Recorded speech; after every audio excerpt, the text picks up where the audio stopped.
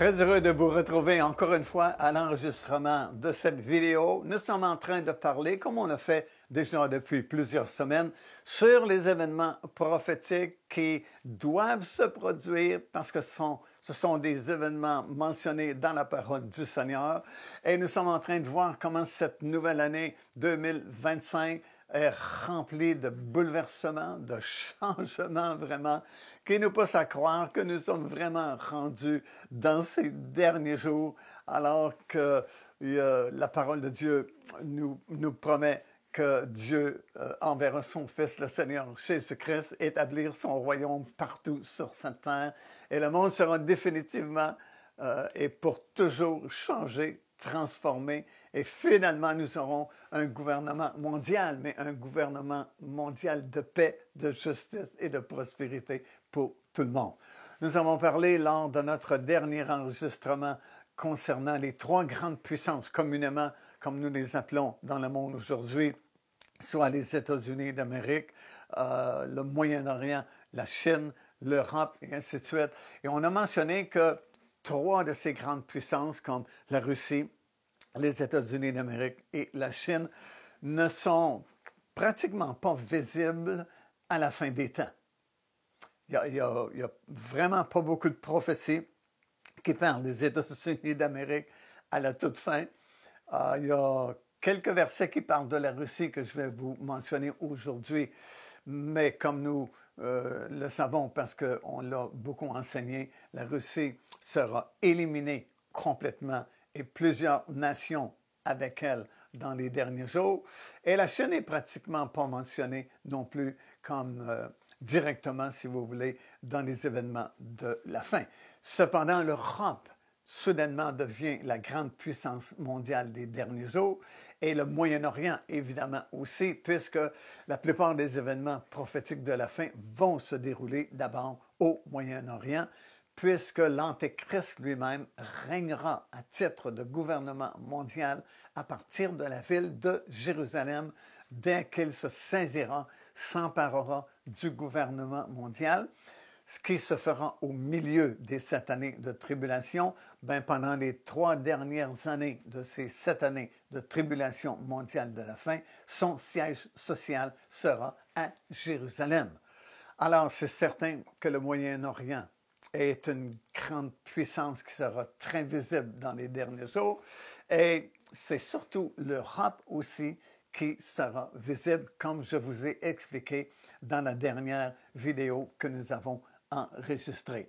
Et le fait que les États-Unis présentement, comme force, obligent l'Europe à être moins dépendante d'eux, ça va permettre à l'Europe de jouer son rôle prophétique qui lui a été destiné selon les prophéties de la parole du Seigneur. Quant à la Russie, elle est tout simplement plus là dans les derniers jours. Ce que je lis dans les Écritures, lorsque je regarde aux prophéties qui doivent s'accomplir et qui sont en train de s'accomplir à notre époque, puisque nous sommes rendus vraiment à la fin des derniers jours de cette période qu'on appelle les derniers jours, c'est que la Russie sera complètement détruite avec la multitude de nations qui étaient entrées en coalition avec elle pour faire une attaque sur les montagnes d'Israël. Dans le livre d'Ézéchiel, comme on a parlé à maintes reprises aussi, dans le chapitre 38 et le chapitre 37, ce qui semblait être la conquête du siècle, parce que la Russie avait fait une coalition d'une multitude de nations. Et le mot multitude revient à plusieurs reprises dans Ézéchiel 38 et 39. Ça veut dire une armée excessivement grande. Une multitude de nations vont s'enligner avec la Russie. Et dans Ézéchiel, nous le lisons de façon très claire. C'est certain que le mot Russie n'est pas utilisé par le prophète Ézéchiel parce que le mot Russie n'existait pas à son époque. Mais il va dire ceci, il va mentionner le pays de Magog. Ça, c'est dans Ézéchiel chapitre 38 et les versets 1er, verset 2 surtout, ça dit ceci: « Fils de l'homme, parlant à Ézéchiel, tourne ta face vers Gog, au pays de Magog, et prophétise contre lui. » Alors, parle à Gog. Gog, c'est comme le leader symbolique de toute cette grande coalition, et au pays de Magog. Bien, Magog, nous apprenons dans Genèse chapitre 10 et au verset 2 que c'était un fils de Japheth. Et Japheth était un des fils de Noé.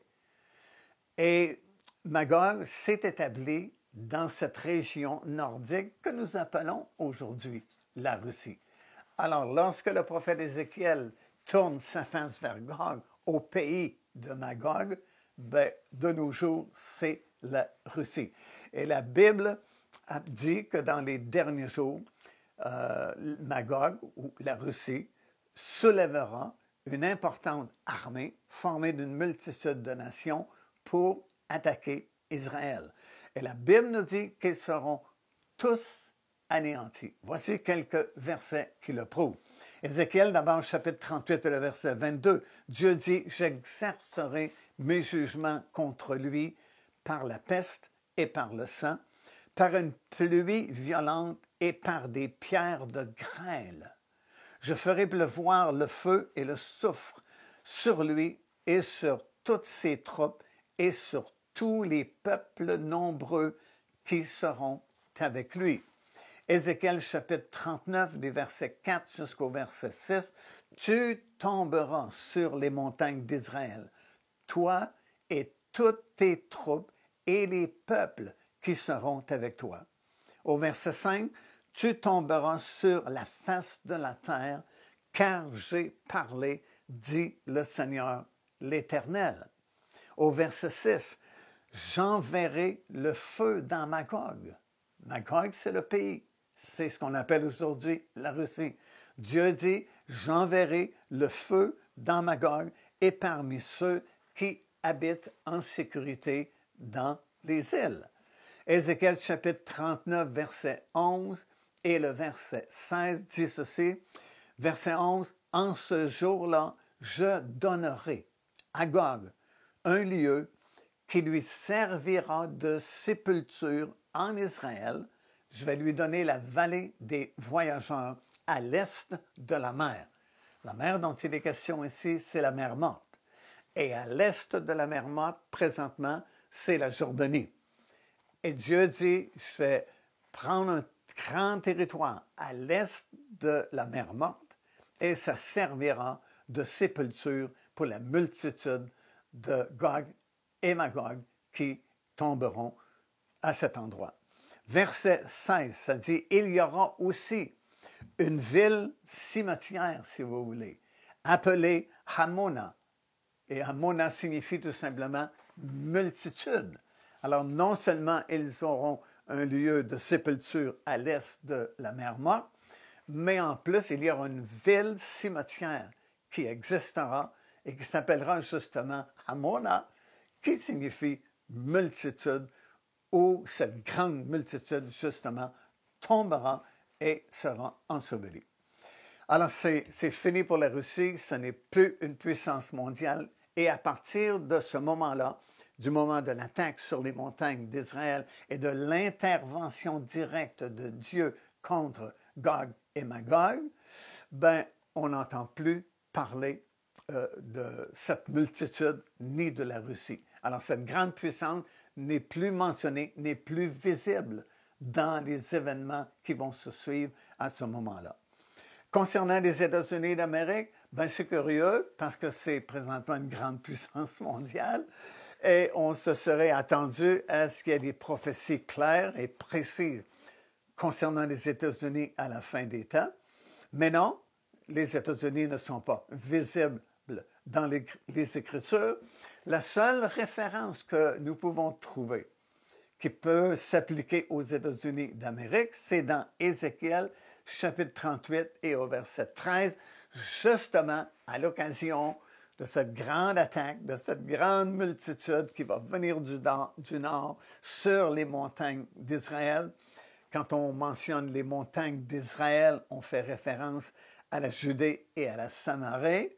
Ben, il y a beaucoup de nations qui seront enlignées avec la Russie, mais quelques nations, évidemment, ne feront pas partie de cette coalition, dont les États-Unis d'Amérique.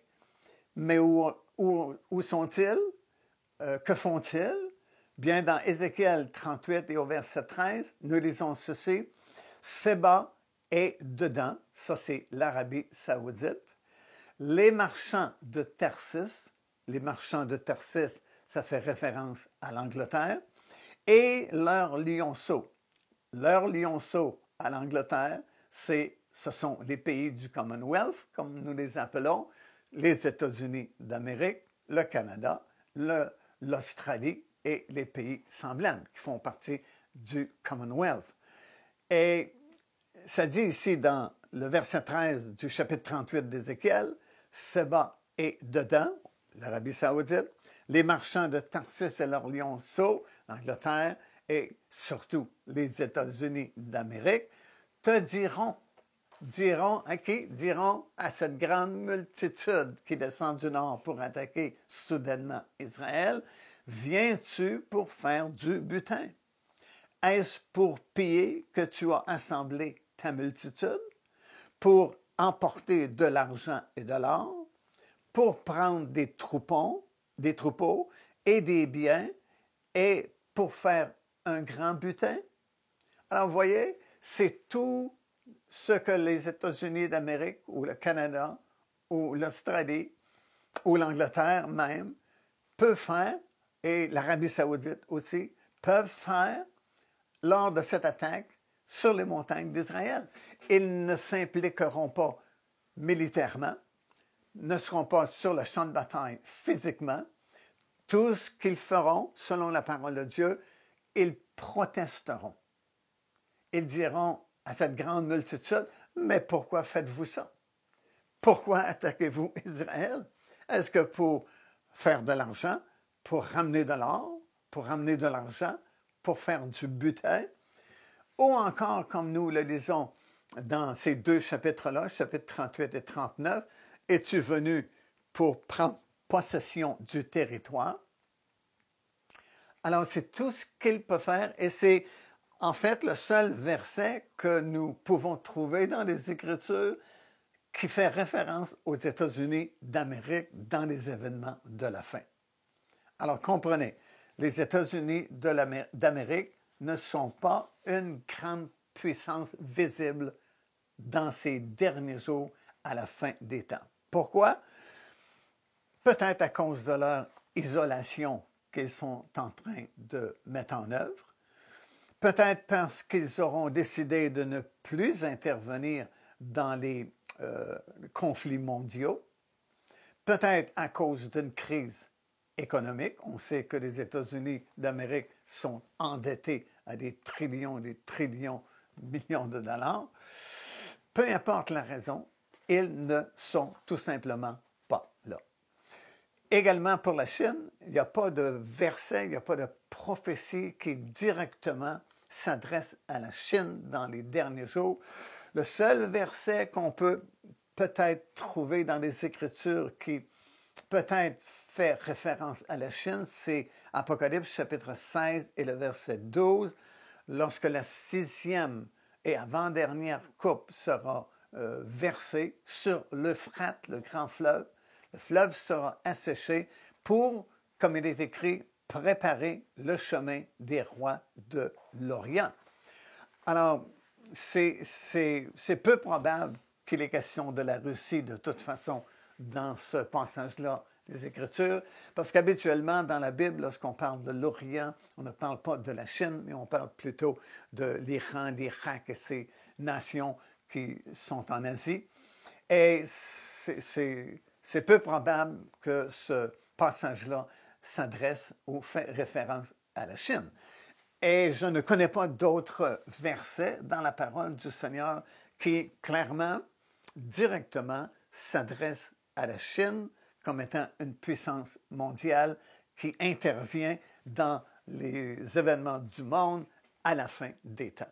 Alors, comprenons ceci, nous sommes vraiment très proches de la fin, puisque la majorité des signes qui nous ont été donnés sont déjà accomplis, sont déjà derrière nous. Il ne reste que très peu de choses et les bouleversements auxquels nous assistons présentement et les changements majeurs qui s'opèrent à la grandeur de la planète, les changements radicaux qui sont en train de prendre place nous poussent à croire que ces événements vont justement permettre le déclenchement de cette confirmation de l'Alliance qui perdurera pendant 7 ans, mais ce ne seront pas des moments de paix et de prospérité, puisque ce seront des années de jugement de la part du Seigneur pour préparer le retour du Seigneur Jésus-Christ, l'établissement du royaume de Dieu et le monde nouveau qui arrivera, qui ne changera jamais et qui sera celui-là, un monde parfait. Alors, si vous avez suivi ces enregistrements depuis le début de cette nouvelle année, il y a beaucoup de choses que j'ai partagées avec vous. Vous pouvez vous-même vérifier ce que j'ai dit dans les Écritures. Je vous ai donné les références bibliques. Et c'est incontestable, on voit ces choses se produire présentement. Et c'est le temps plus que jamais de vérifier le niveau d'huile dans notre lampe, parce que Matthieu chapitre 25 est vraiment clair. Soudainement, on va crier « Voici l'époux » et on a besoin d'avoir de l'huile dans notre lampe lorsque ce cri se fera entendre. Que Dieu vous bénisse abondamment.